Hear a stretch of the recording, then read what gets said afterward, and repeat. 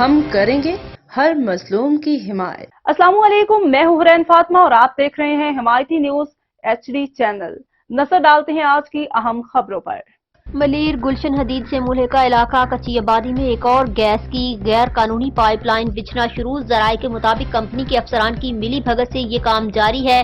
آئے دن اس طریقے سے چوری کے کام کیے جاتے ہیں اور گورنمنٹ کو کروڑ روپے اربوں روپے کے نقصانات دیے جاتے ہیں۔ ساری ملی بھگت ہے، اگر ادارے اس پہ ایکشن نہیں لیں گے تو کیا ہوگا؟ معیشت تباہ ہو جائے گی۔